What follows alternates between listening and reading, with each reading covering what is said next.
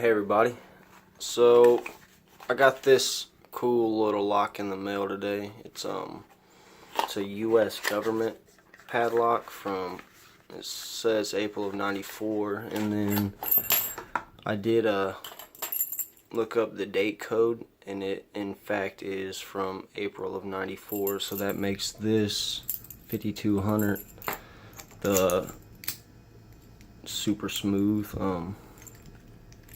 It's key retaining in it, so it doesn't have any spring tension on it. But this is now the second oldest American lock I have, which, you know, April of '94. This one has the same style logo on the front, and it is from February, no, not February, sorry about that. It is December of '92 per this birth date code. So I haven't opened up either one of these locks. Actually, I think I only picked this once just for shits and giggles, but now I want to pick it, and I actually want to see what's inside of these, see if they use the spools or, you know, whatever. I'm not sure what's in them. It feels like spools, but it feels like they may have a spool, but we're gonna find out for sure right now. I have this is the 1.2, and then I have this Peterson Gem, which let's try to get a little close up on that. This is the original. This is the very first Peterson pick that I purchased, and she's been through everything with me. So that's a brand new one, never used, and then this is mine, or my original. This is actually my favorite, one of my favorite picks, if you can't tell by the bend on it. I'll try to get you guys a good vantage point. Alright, so let's just go in here and see what's binding. It feels like 2.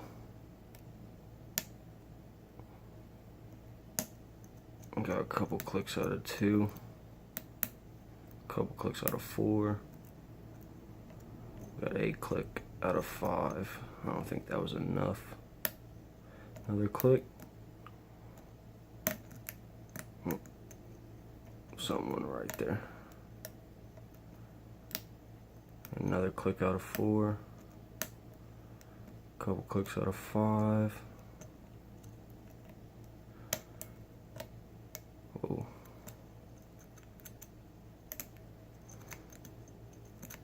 Try again. Couple clicks out of 4. Couple clicks out of 5. A couple clicks out of 3.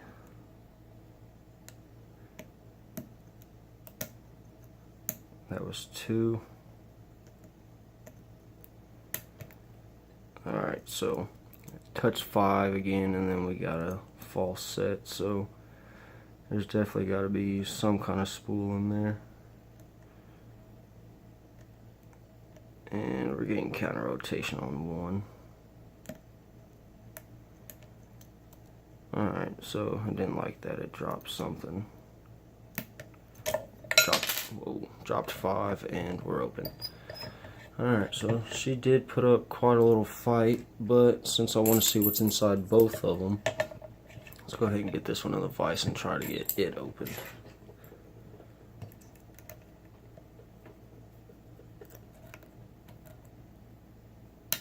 We got a click out of 5. Couple clicks out of 4. Click out of 3, and the core rotated a little bit. We got some counter rotation and a couple clicks on 1. A couple clicks out of 2, and we're open. Alright, so cool. That one put up way less of a fight. Could have something to do with the biddings on them. I'm not sure. I really like the way these old keys look. Just I really don't know how to explain it, but yeah, they just look cool. And this key is for the US model, and then this is, no, wait, yeah, that key is for the US model, and then this one is for the 1105. And alright, Phillips down the shackle hole. Let's get everything we need here. There. Use the big pinning tweezers. Hopefully they can get a good purchase on the pins.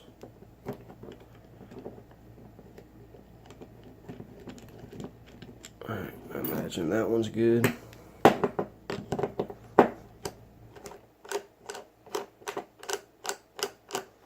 Hopefully that's enough for that one. Yep. So, I'm drop the security nut, but I'm going to start with the 5200. Huh, did I not get it? Wow.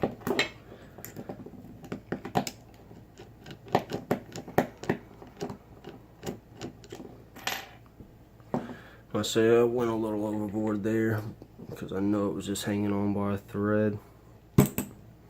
Alright, so she's out. You can see that the actuator on these is different, which is what makes it key retaining and non-key retaining, because they're absolutely identical cores. And then we'll keep this over here, keep it separate. And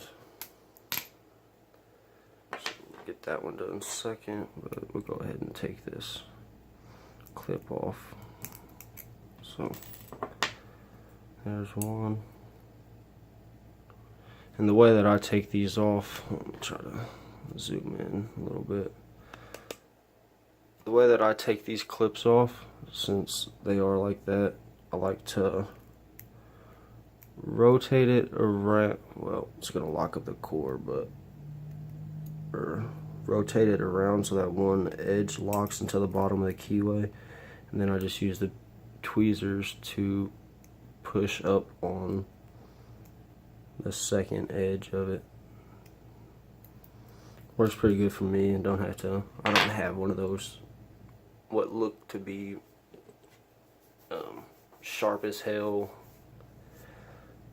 clip removal tools. Dang, so I'm gonna have to lock it back up because I want to turn it the other way. So there we go.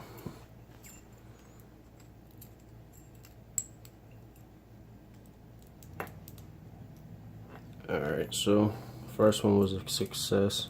Alright, so it doesn't have a 6-pin core in there, which is strange. I think I've only seen that on, I want to say it was the Series 40, but I'm not 100% sure. All 5 of these are serrated.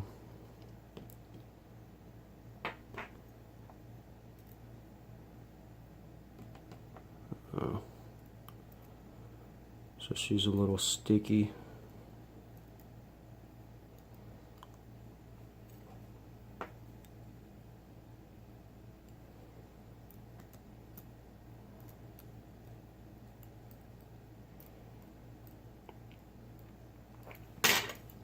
Let's see. I think this one was pin 1 was a spool, or felt like a spool. So it is in fact a spool. Serrated. Another spool. Another spool. And another serrated. Awesome. Well, yeah, I would not have expected that, at least not by the bitting. So now give you guys a close up. Let's see that. And we'll get the other one opened up real quick. Try to keep this video somewhat short. Yep, it is serrated.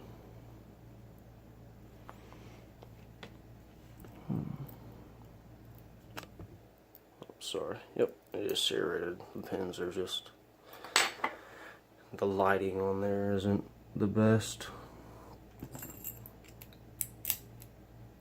Rotate the core. Follower.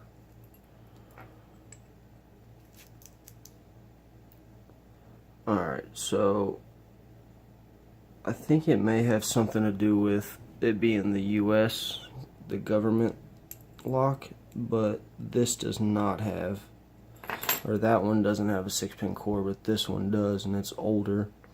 So I'd say that that's probably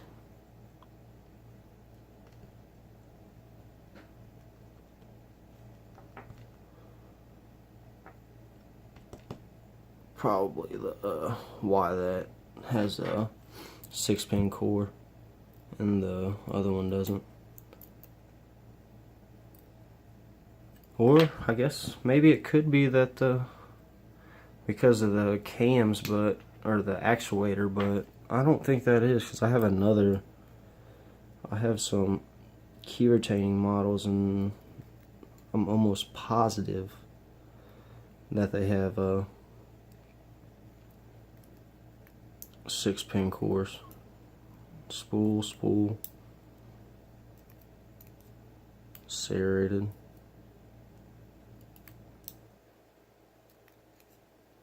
Serrated.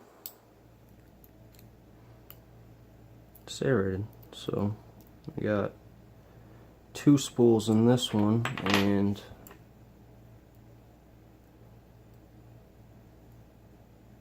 2 spools, 2 serrated in the 1100, and then 3 spools and 2 serrated, all serrated key pins in the 1105.